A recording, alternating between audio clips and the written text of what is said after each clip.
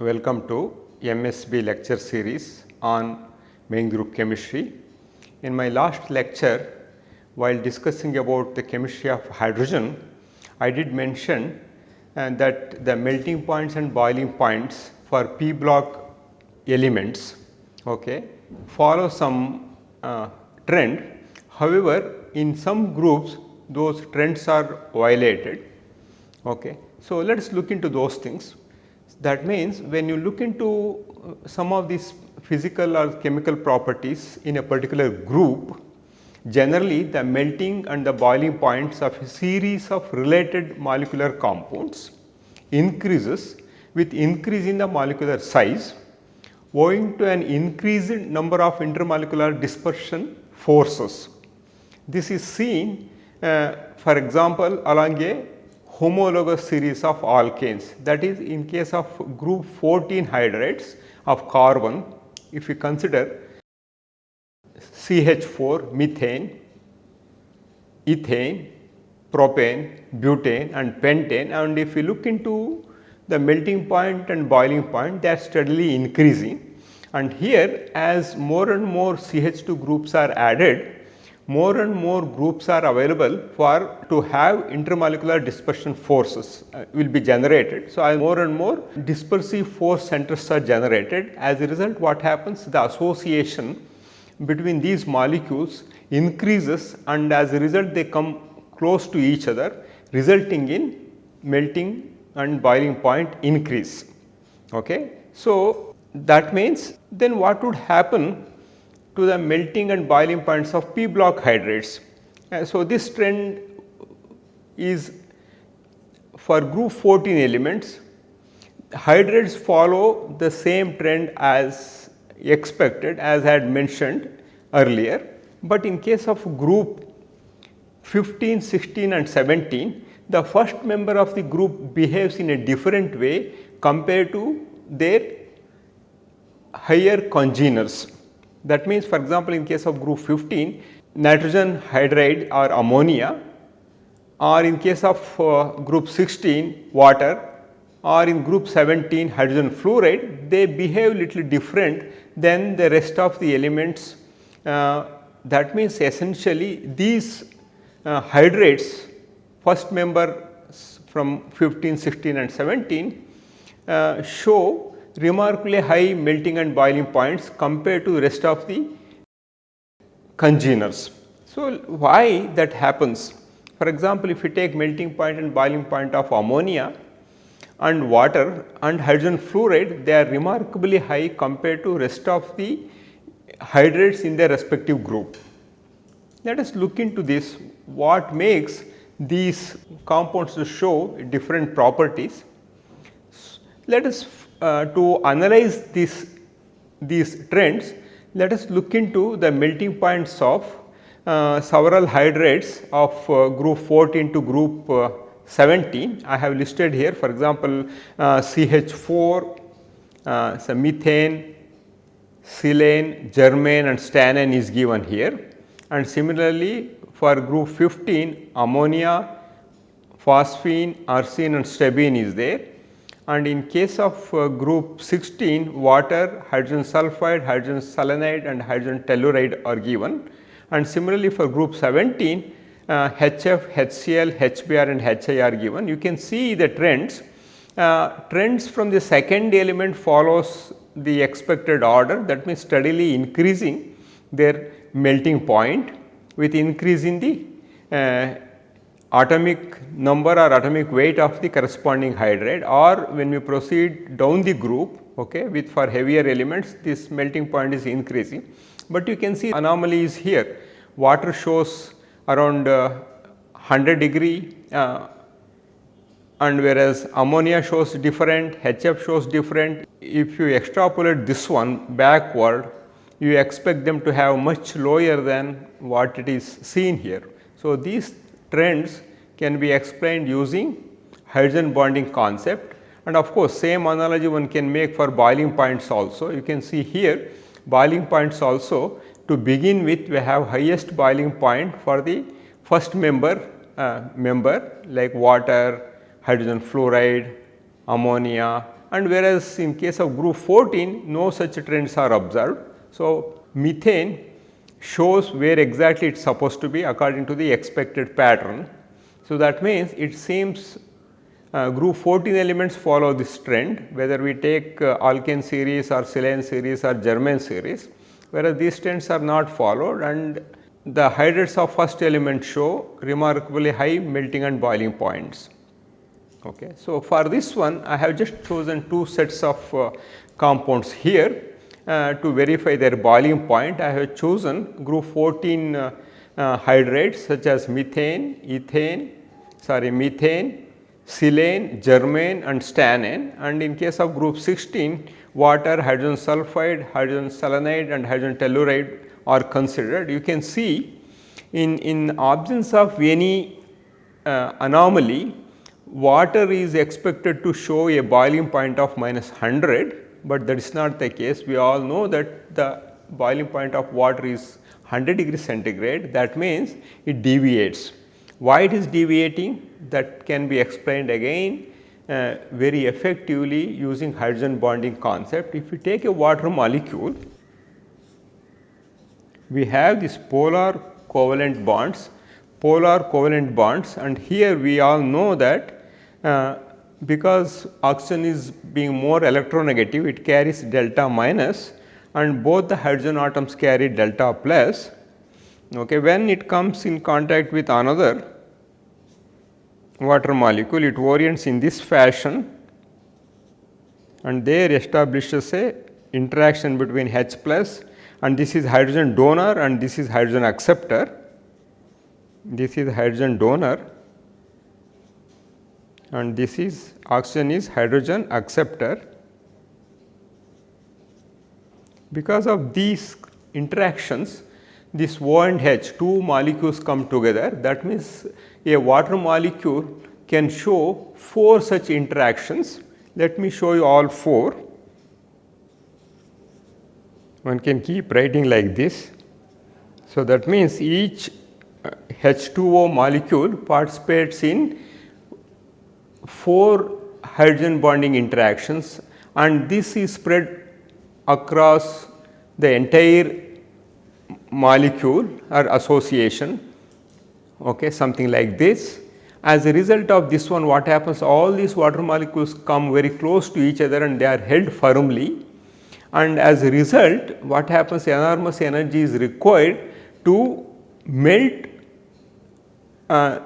these molecules, to separate these molecules. So, hence they show very high melting and boiling point compared to hydrates of rest of the elements in the corresponding groups. So, one can also represent hydrogen bonding in this fashion. Okay. So, these interactions individually, if you take these interactions are very weak, collectively these interactions are enormous in case of water molecule due to the infinite number of hydrogen bonding interactions that we come across. So, this brings these molecules close to each other and increasing their density and increasing their boiling point and melting point.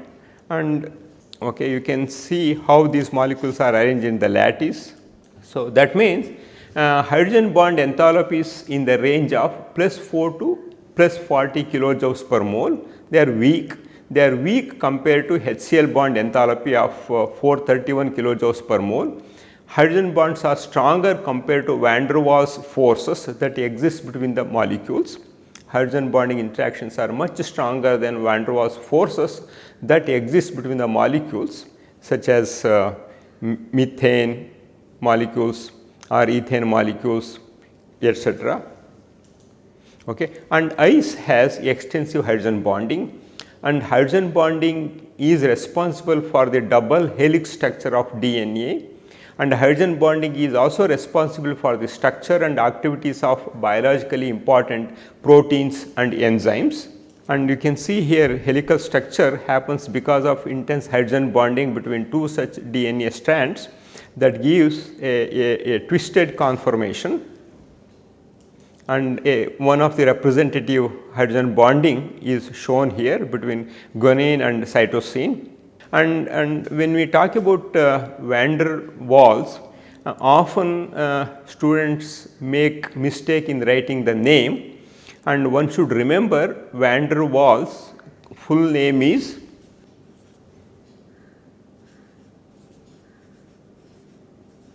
Johannes Diederik D.I.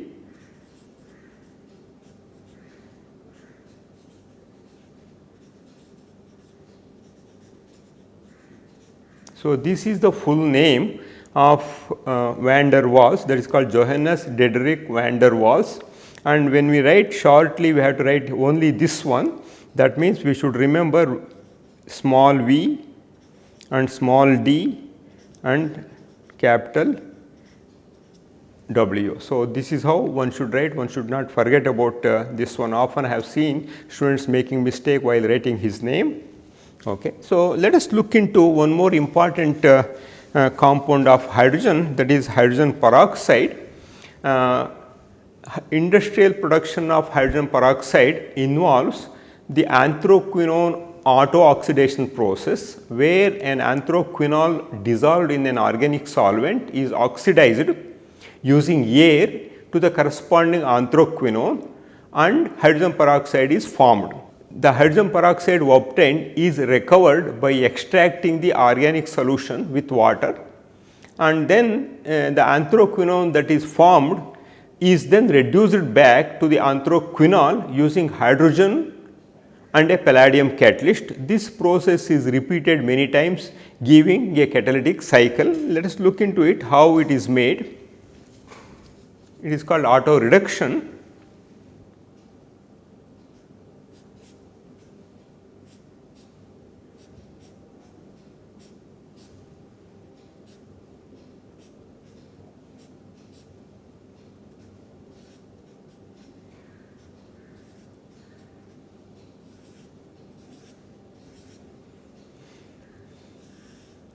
So, this one on aerial oxidation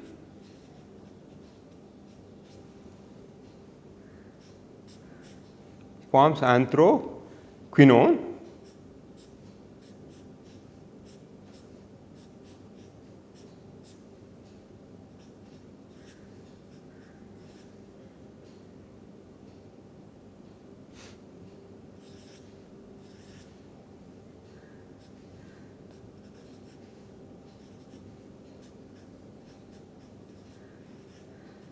plus H2O2 is formed, and this one is in the organic phase. When it is treated with water, H2O2 comes into water and that can be separated from organic layer. And again, to get back this one, this is anthraquinone.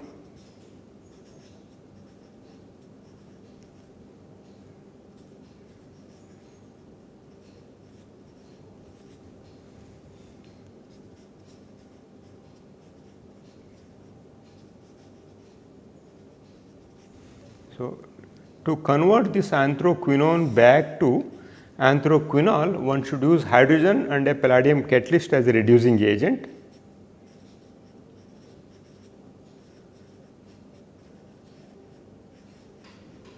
Okay. So, you can get back and again pass hydrogen. So, this can be repeated several times to produce H2O2, and of course, laboratory method involves simple interaction of barium oxide, barium peroxide with sulfuric acid.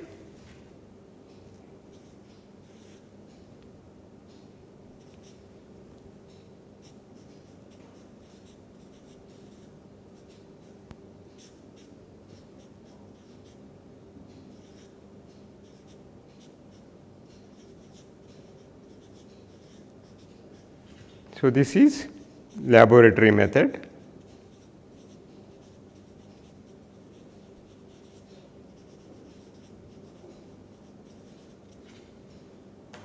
Okay.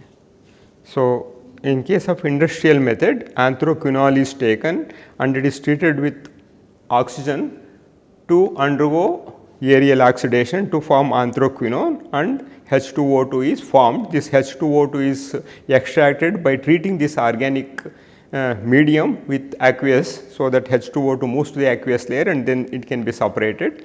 And treating anthraquinone with hydrogen under catalytic condition using palladium catalyst, one can reduce this back to anthraquinol and repeat this cycle to get H2O2. And in laboratory method, one can simply treat barium oxide, barium peroxide with sulfuric acid to form H2O2, and BaSO4 is formed, it precipitates out, and this can be taken. When crystals of a compound, especially coordination compounds, are grown from a solvent, they may contain solvent of crystallization. If the solvent is water, that means if the crystallization is carried out in aqueous medium, the compound often get hydrated. The formula of the solvated compound shows the molar ratio in which the solvent of crystallization is present. For example, if you look into copper sulfate, often we come across the formula is written in this fashion, okay, or it can also be pronounced as copper 2 sulfate pentahydrate, or one can also write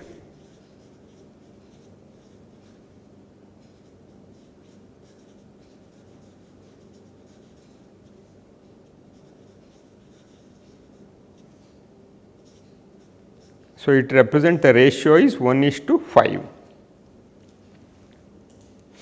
Okay. And what are the importance of hydrogen in biology? Okay. Hydrogen is cycled by microbial organisms using metalloenzymes.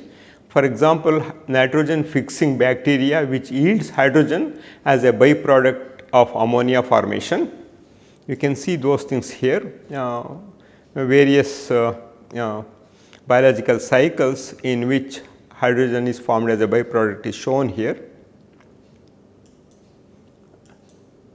And some of the simple compounds of hydrogen are shown again here.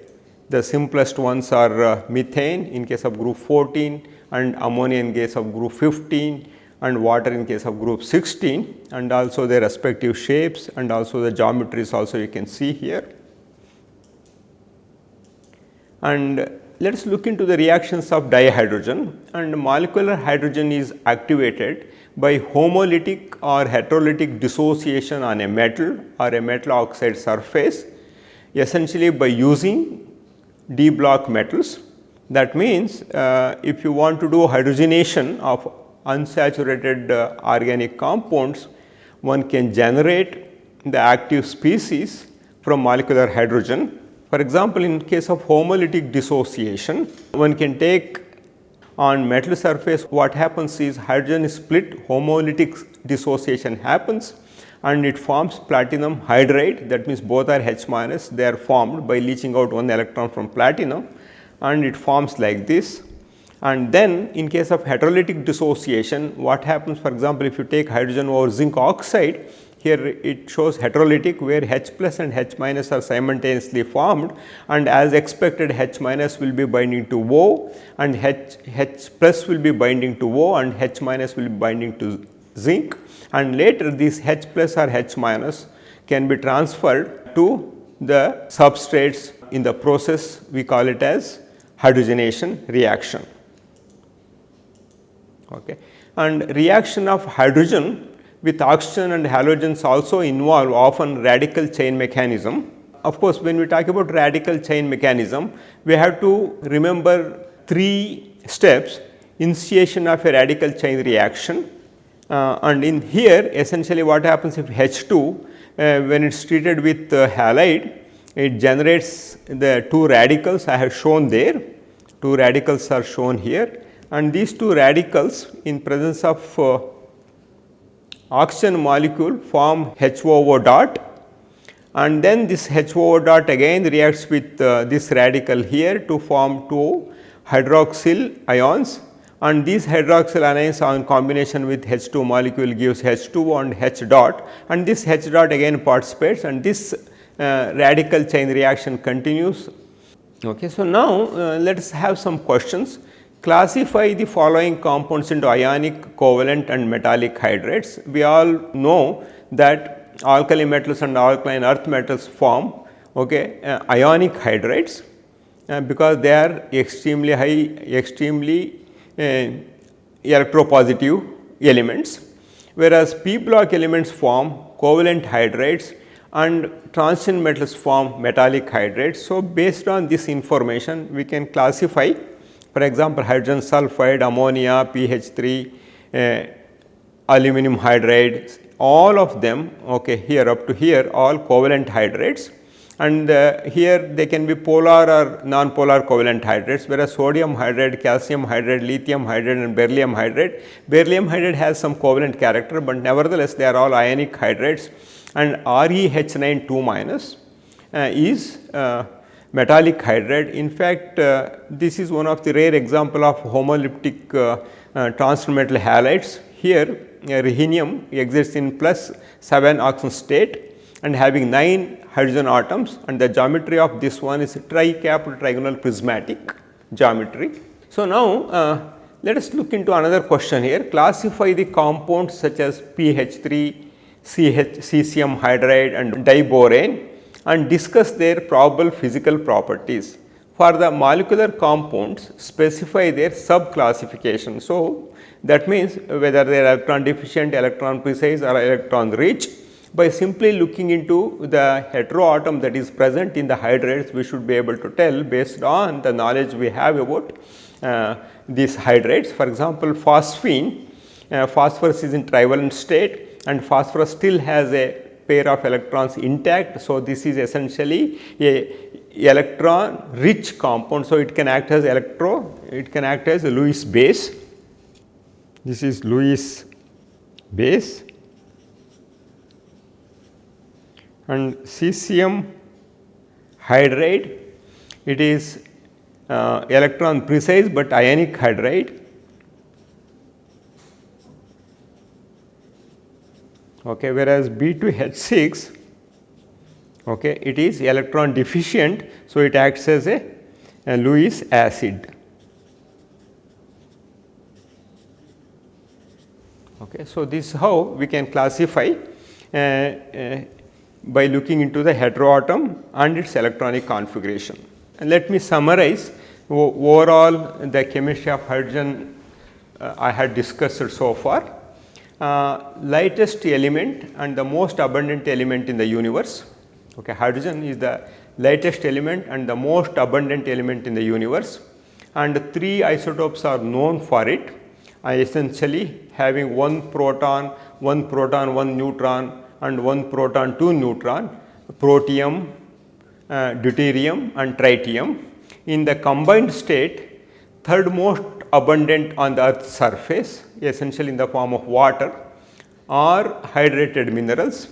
Industrial production involves water gas shift reaction from petrochemicals. The bulk of the production of H2 comes from petrochemicals, although we use electrolysis and other methods.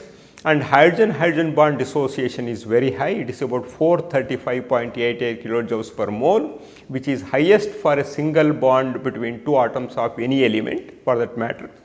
And atomic hydrogen torch generates a temperature of 4000 Kelvin used for welding in high melting metals. For 3 types of, we come across 3 types of hydrides when hydrogen interacts with any element in the periodic table. They are ionic hydrides, covalent hydrides and metallic hydrides, and all hydrides are good reducing agents and they are ideal source for cleaner energy in future. I wish I had time to discuss about hydrogen fuel cell for renewable energy as an alternate source of energy. However, before I complete this course, I shall talk about hydrogen fuel cells at some point of time. With this, I conclude the chemistry of hydrogen. In my next lecture, I will be focusing on the chemistry of group 1 elements, that is the chemistry of alkali metals.